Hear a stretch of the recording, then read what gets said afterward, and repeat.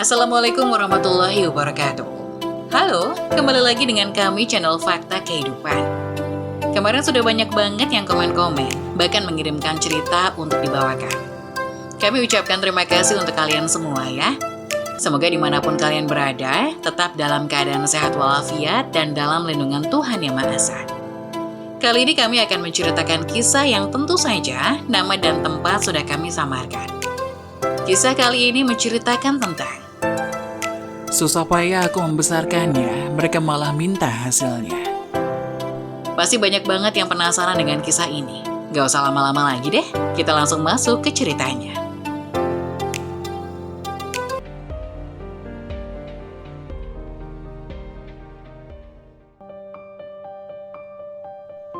Susah payah aku membesarkannya, mereka malah minta hasilnya. Usiaku menginjak 23 tahun, di saat lelah-lelahnya masa belajar tingkat lanjut. Dibombardir oleh ilmu asing yang memberatkan otakku, aku mencoba menjalaninya, duduk di bangku mendengarkan dosen lalu mencatat. Begitu mata kuliah berakhir, aku langsung pulang. Orang bilang aku mahasiswa kupu-kupu, seperti tidak ada kegiatan lain yang kulakukan. Mau bagaimana lagi, kesibukanku lebih banyak di rumah daripada yang ada di kampus. Baru pulang dari kuliah langsung berangkat ke rumah sakit karena Budi melahirkan. Sudah anak ke-11 yang mereka nantikan. Sanak keluarga bercengkrama di kamar rawat Budi Asi. Aku mengucapkan salam seraya mengetuk pintu. Lantas aku diminta masuk. Disambut senyum hangat yang siap menerjangku dengan berbagai pertanyaan. Aduh, Cantika kok sendirian aja, suaminya mana? Ledek saudara ayah sambil tersenyum padaku. Aku membalas senyum sambil menunduk sopan, berjalan menghampiri mereka dan turut bergabung bersama. Sembari menunggu Bude siuman dari pingsan karena obat bius, kami mengobrol. Bude sudah melahirkan secara sesar sebanyak 5 kali ditambah hari ini. Namun setauku, anak Bude hanya ada 3 yang ku kenal, namanya Wahyu, Bayu, dan Putra. Yang seumuran denganku hanya Wahyu, keluarga yang lain bilang ia anak ketiga, sisanya aku tidak tahu. Tak berapa lama Budi siuman, beliau meminta air kepada suaminya yang duduk di sampingnya, lalu melirik inkubator yang berisi bayi. Aku baru menyadarinya sekarang, bayi itu lucu, seorang putri yang cantik. Aku gak mau anak itu mas, buang saja. Aku terkejut, tidak percaya dengan perkataan Budi yang tidak punya hati. Beliau ibu kandungnya, orang yang melahirkan anak itu, sekarang aku tahu kenapa hanya tersisa 3 anak di keluarga Budi Asi. Beliau tidak menginginkannya. Kita kirim ke panti asuhan saja ya. Suami Budi Asi menyetujui, sedangkan Budi Asi hanya mengangguk, enggan melihat bayi itu lagi. Aku sakit hati, di sini hanya aku yang tidak memiliki keluarga. Ayahku meninggal karena tugas negara, sedangkan ibu meninggal akibat penyakit yang dideritanya. Hanya tersisa aku, tidak ada kakak, tidak ada adik. Sanak keluarga yang mendengar itu hanya tersenyum aneh, seolah tahu dari lama sifat Budi Asi. Hanya aku yang terkejut. Budi, biar Cantika rawat adik bayinya. Pintaku tersenyum pada Budi Asi. Semua keluarga yang ada di kamar rawat Budi Asi tertawa, mentertawakan perkataanku yang bagi mereka hanya lelucon. Kamu yakin? Suami aja belum punya, kuliah aja belum beres, udah mau ngerawat anak aja. Kamu pikir dikasih susu sekali bisa langsung gede? Ejek yang lain dengan senyum miring. Aku hanya mengangguk mengiyakan, daripada bayi lucu itu mendiami panti asuhan yang belum diketahui bagaimana kondisi selanjutnya, lebih baik aku merawatnya. Insya Allah sanggup Bude. Kamu kuliah aja pakai biaya tunjangan dari bapakmu, gak usah sok kamu. Sudah, kalau dia mau ya biarin dia ambil, daripada ngeluarin biaya lagi buat ngirim ke panti asuhan, biar dibawa dia. Budi Asi melerai, santai saja menyerahkan bayi itu pada orang lain. Aku tersenyum kecut berterima kasih pada Bude. Begitu hari Bude diperbolehkan keluar dari rumah sakit, aku sepakat akan membawa bayi itu. Sebelumnya aku menanyakan nama untuk bayi perempuan tersebut, namun jawaban Bude tidak peduli, aku hanya bisa menghela nafas. Sesampainya aku di rumah, aku bandingkan bayi yang sudah digendong oleh suster di atas kasurku. Membuatkan susu formula untuk bayi berusia 0-1 tahun. Aku belum tahu apakah susu tersebut cocok untuk Amira atau tidak. Nama bayi yang telah kuputuskan, panggil saja anak lucu itu Amira Nadia Kasih. Lucu seperti pemilik namanya. Waktu terus berlalu, sekarang Amira memulai perjalanan pendidikannya dengan semangat tinggi sejak masuk sekolah dasar. Prestasinya selalu memancarkan kecerdasan dan nilai-nilai yang selalu mendominasi peringkat kelas. Setiap Olimpiade Nasional, Amira tampil gemilang, meraih medali dan penghargaan atas kecerdasannya. Semua orang mengira Amira akan melanjutkan jejaknya yang gemilang di sekolah menengah pertama. Namun nasib berkata lain saat Amira melamar di sekolah impiannya, sekolah menengah atas. Meskipun Amira memiliki rekam jejak prestasi yang cemerlang, surat penerimaan dari sekolah impiannya tidak kunjung tiba. Ini membuat Amira terkejut dan bingung. Tanpa putus asa, Amira mencoba mencari tahu alasan dibalik keputusan tersebut. Dia meminta wawancara dengan panitia penerimaan sekolah, berharap menemukan jawaban yang dapat meredakan kekecewaannya. Setelah percakapan yang panjang, Amira menyadari bahwa sekolah impiannya menginginkan siswa dengan minat khusus dalam bidang ilmu tertentu. Sementara Amira lebih bersifat umum dalam prestasinya. Ketika berita bahwa Amira tidak diterima di sekolah menengah atas impiannya tersebar di kalangan sanak keluarga, suasana di rumah kami menjadi tegang. Semua anak keluarga kami telah lulus dari sekolah tersebut dan meraih prestasi gemilang. Amira bagaimanapun harus menghadapi kenyataan pahit bahwa pintu sekolah impiannya tidak terbuka untuknya. Saat itu Amira terlihat murung dan kehilangan semangat. Sanak keluarga yang tiba-tiba mengetahui kabar ini memberikan pandangan tak setuju dan kekecewaan pada Amira. Aku sebagai kakak berusaha menghiburnya, menegaskan bahwa kegagalan ini bukan akhir dari segalanya. Setiap orang punya perjalanan yang berbeda, Amira. Ini hanya ujian kecil dalam hidupmu, kataku sambil mencoba memberikan semangat. Namun Amira merasa terpukul, ia merasa seperti tidak memenuhi ekspektasi keluarga. Aku tahu bahwa dia adalah siswa yang cerdas dan berbakat. Dan tidak lulus di sekolah impiannya tidak mengurangi nilai dan potensinya. Bersama Amira, aku mencoba menjelaskan kepada sanak keluarga bahwa keputusan ini tidak mengubah fakta bahwa Amira adalah individu yang luar biasa. Saat malam tiba, aku duduk bersama Amira di kamarnya. Aku ingin membuktikan bahwa kegagalan ini bukan akhir segalanya. Amira, sekolah ini mungkin tidak bisa mengukur seberapa besar potensimu. Jangan biarkan satu kegagalan menghalangi impianmu. Ada sekolah lain yang mungkin lebih cocok untukmu, ucapku dengan penuh keyakinan. Amira, meskipun masih sedih, mulai mendengarkan kata-kataku. Kami bersama-sama mencari sekolah alternatif yang sesuai dengan minat dan bakatnya. Saat menelusuri opsi-opsi itu, Amira mulai menemukan beberapa sekolah yang menarik perhatiannya. Dia melihat peluang baru untuk mengembangkan potensi yang belum terungkap. Aku juga berusaha memotivasi Amira dengan memberikan contoh orang-orang yang terkenal yang pernah mengalami kegagalan sebelum akhirnya sukses besar. Kisah-kisah inspiratif itu menghidupkan kembali semangat Amira. Kami merencanakan kunjungan ke sekolah-sekolah alternatif dan berbicara dengan guru-guru serta siswa di sana. Amira mulai menyadari bahwa kegagalan di satu pintu tidak berarti kegagalan di semua pintu. Bersama-sama kami menciptakan rencana baru untuk masa depan. Amira membuktikan bahwa dia memiliki ketekunan dan semangat yang tidak tergoyahkan. Selang beberapa bulan, Amira berhasil diterima di salah satu sekolah alternatif yang menawarkan program dan suasana yang sesuai dengan minatnya. Ketika hari pertama di sekolah baru tiba, Amira memancarkan kegembiraan yang luar biasa. Dia tidak hanya berhasil menyesuaikan diri dengan baik, tetapi juga menemukan kebahagiaan dan kesuksesan dalam lingkungan yang baru. Amira menjadi contoh hidup bahwa kegagalan adalah batu loncatan menuju kesuksesan yang lebih besar jika kita tidak menyerah. Meski kecewa, Amira memutuskan untuk tetap fokus pada pendidikannya di sekolah menengah atas yang menerimanya. Ia menemukan teman-teman yang mendukung dan guru-guru yang memberikan dukungan penuh. Meskipun tidak berada di sekolah impian, Amira tetap mempertahankan performa akademisnya yang luar biasa dan aktif mengikuti berbagai kegiatan ekstrakurikuler. Suatu hari, guru matematikanya Bu Siti menyadari potensi luar biasa Amira dalam matematika. Bu Siti mengajak Amira untuk bergabung dengan tim Olimpiade Matematika tingkat nasional. Amira yang awalnya ragu akhirnya setuju dan mulai berlatih bersama tim. Keterlibatannya dalam Olimpiade Matematika membuka peluang baru bagi Amira. Tidak lama kemudian, Amira berhasil meraih prestasi di Olimpiade Matematika tingkat nasional. Prestasinya menarik perhatian beberapa guru yang menawarkan ikut Olimpiade yang lainnya juga. Meskipun tidak berada di sekolah impian, Amira menemukan jalan yang membawanya ke arah yang tidak pernah ia bayangkan sebelumnya. Pengalaman ini mengajarkan Amira bahwa terkadang kegagalan membuka pintu menuju peluang baru.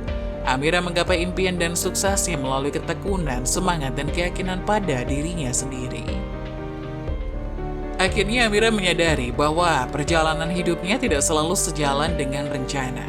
Namun setiap hal yang terjadi membentuknya menjadi individu yang lebih tangguh dan siap menghadapi tantangan yang lebih besar di masa depan.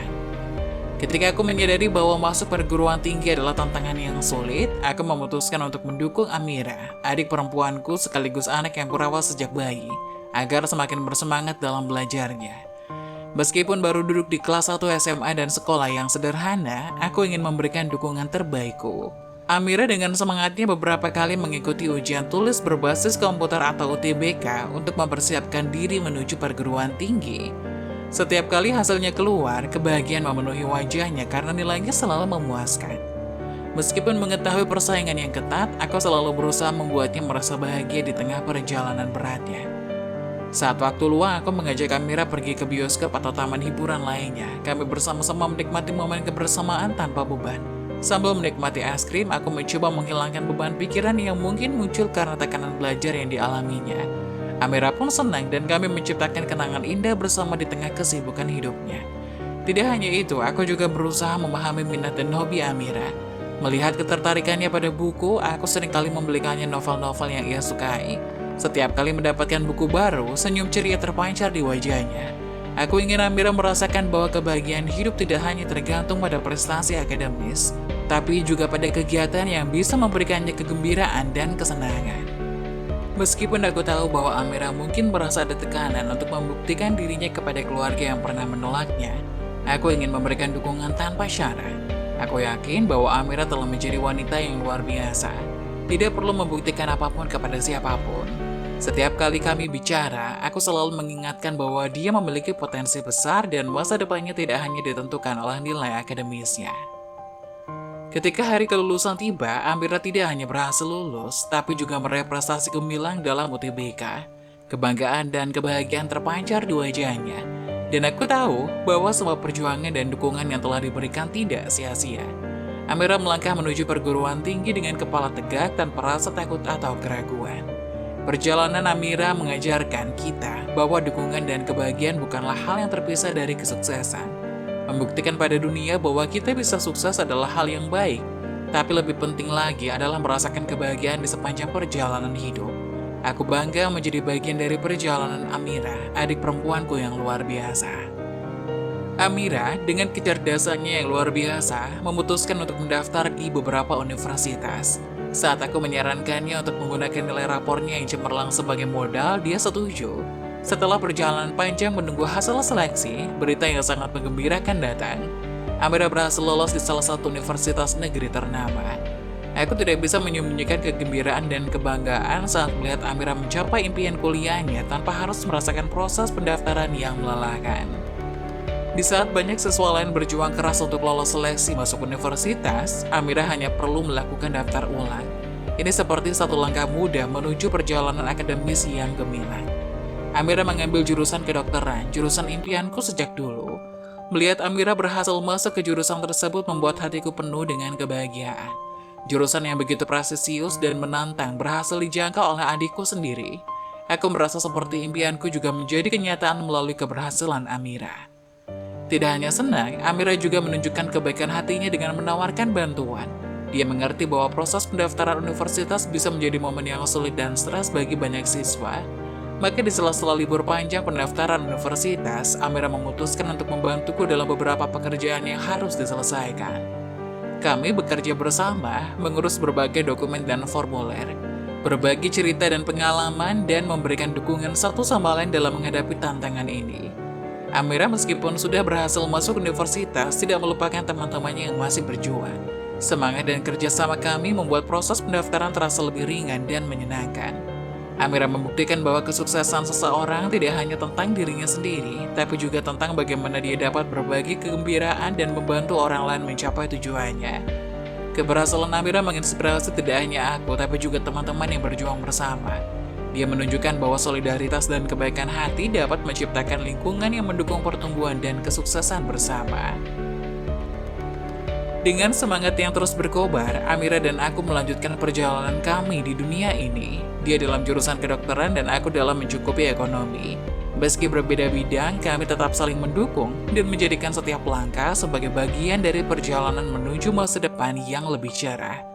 Keberhasilan Amira bukan hanya miliknya sendiri, tapi juga milik kami semua yang tumbuh bersama dalam perjalanan ini. Aku melangkah masuk ke dalam rumah dengan hati yang berat. Amira telah berangkat bekerja lebih dulu. Karena ia libur kuliah, Amira ingin membantuku mengurus toko sembako dan meninggalkanku dengan pekerjaan rumah yang masih menumpuk. Aku memang menyuruhnya duluan karena harus tetap membuka toko di sela pekerjaan rumah yang padat. Saat aku sibuk mengurus tanggung jawab itu, sebuah kejutan tak terduga muncul. Bude Asi, bibi Amira muncul dengan suaminya di depan pintu rumah. Bude Asi datang dengan maksud yang tak terduga untuk mengambil Amira kembali sebagai anaknya. Awalnya aku mendengarnya dengan senyuman tipis seolah meremehkan niat baik bibi Amira. Mungkin karena rasa tidak terima bahwa selama ini mereka seolah-olah hanya memperlakukan Amira seperti mainan yang bisa diambil dan dibuang sesuai keinginan mereka. Setelah peristiwa kelahiran Amira yang tidak diharapkan, mereka berencana untuk membuangnya. Namun aku yang tak bisa melihat seorang anak diabaikan begitu saja akhirnya merawat dan memberikan kasih sayang pada Amira. Sejak saat itu Amira menjadi bagian tak terpisahkan dari hidupku. Kini Bude Asi datang dengan anggapan bahwa Amira hanyalah miliknya tanpa memperhitungkan perasaan dan kedekatan yang telah terjalin selama bertahun-tahun. Sementara aku yang telah menjadi tempat berteduh Amira selama ini merasa tidak rela melepaskannya begitu saja. Dengan tegas aku menolak permintaan Bude Asi. Mungkin sikapku terlihat tidak sopan, tetapi aku yakin bahwa keputusan ini adalah yang terbaik untuk Amira. Aku tidak akan membiarkannya kembali kepada Bude Asi, yang hanya muncul kembali seolah-olah Amira adalah mainan yang bisa diambil dan ditinggalkan sesuai keinginan mereka. Setelah Bude Asi pergi, aku segera bergegas menuju tempat kerjaku. Aku ingin memberitahu Amira apa yang terjadi dan bagaimana aku menolak keras permintaan bibinya. Amira dengan kepala tegak mendengarkan ceritaku tanpa sepatah kata pun. Setelah selesai, aku bertanya padanya dengan penuh kehati-hatian. "Apakah kamu ingin kembali bersama ibumu?" tanyaku. Amira menatapku dengan tegas dan tegas menjawab, "Tidak, Bu. Kamu adalah keluargaku sejati. Aku tidak ingin meninggalkanmu." Mendengar jawabannya, hatiku penuh dengan kehangatan. Amira memilih untuk tetap bersamaku dan itu membuatku merasa bahwa keputusan yang aku ambil untuk menolak permintaan Bude Asi adalah keputusan yang benar. Kami melangkah bersama menghadapi masa depan dengan keyakinan bahwa keluarga bukan hanya sebatas darah, tapi juga ikatan batin yang telah terjalin dengan kuat.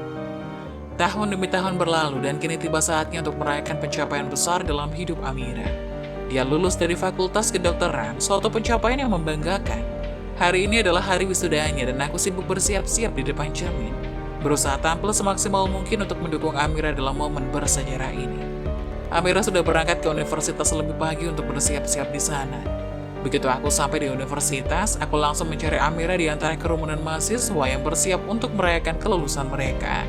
Saat berjalan melalui lorong universitas, tak sengaja mataku bertemu dengan Bude Asi, ibu kandung Amira, yang juga terlihat rapi dan mencari-cari seseorang dengan pandangan cemas. Ketika Amira muncul dengan senyuman manisnya, Bude Asi langsung menghampirinya dengan niat untuk memeluknya. Namun apa yang terjadi membuatku terkejut. Amira justru menghindar dengan lembut dengan berjalan mendekat ke arahku. Tanpa ragu ia memelukku erat dan menggandeng tanganku masuk ke dalam gedung untuk mengikuti acara wisuda yang akan segera dimulai. Bude Asi terlihat kesal dan sesaat tampak menyesal. Dia mungkin merasa penyesalan atas keputusannya dahulu ketika Amira dianggap hanya sebatas wanita yang tak bisa sukses di luar peran tradisional sebagai ibu rumah tangga.